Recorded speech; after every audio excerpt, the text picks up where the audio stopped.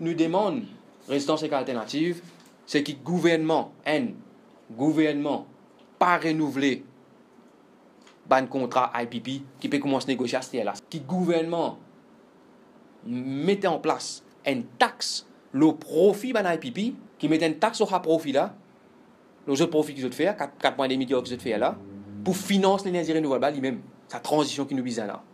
Qui met en place un scheme, un subside à un petit planteur qui peut abandonner la terre, qui n'est plus qu'à planter canne, qui n'est plus qu'à faire casse avec canne, qui met un scheme pour un petit planteur capable, les autres terrains, installe ce qui nous peut proposer, c'est un agri-solaire qui sont censés faire l'ivinen Central Sustainable Electricity Board qui s'est introduit lui-même, qui met en place ce qu'on appelle un Government Green Energy Bonds, pour qui tout bon citoyen Maurice qui a envie de mettre des savings, de t'acheter sa bonne ça avec le gouvernement, qui s'est capable de prendre sa casse là, les finances sur une centrale renouvelable lui-même. Budget qui peut faire ça l'année là, 2018-2019, c'est le dernier budget sa gouvernement là est Pravin Jagnat. Nous lançons un appel à Pravin Jagnat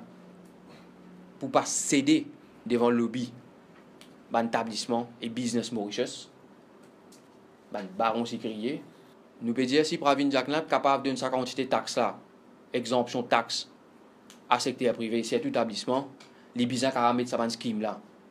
pour les peuples qui produire sa propre énergie renouvelable, qui est une coopérative qui produit l'énergie renouvelable,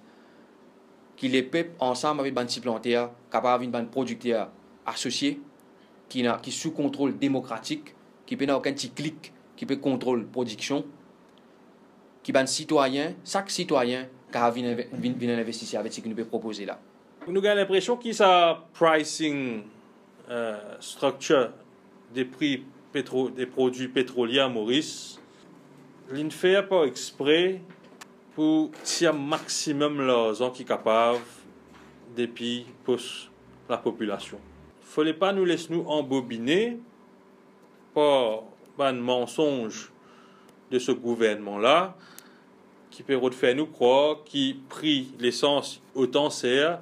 10 à cause prix l'essence et diesel le marché mondial inaugmenté. Mais la raison principale derrière ça, c'est la taxation excessive de l'automobilisme. Ce gouvernement-là, depuis ce premier jour à la tête de ce pays-là, il travaille, il œuvre dans l'intérêt du secteur privé et presque du secteur privé uniquement. Il n'y a pas une coïncidence si l'année dernière, Pravin Jagnat, il baisse sa taxe qui est déjà bas à 15% là, il ramène à 3%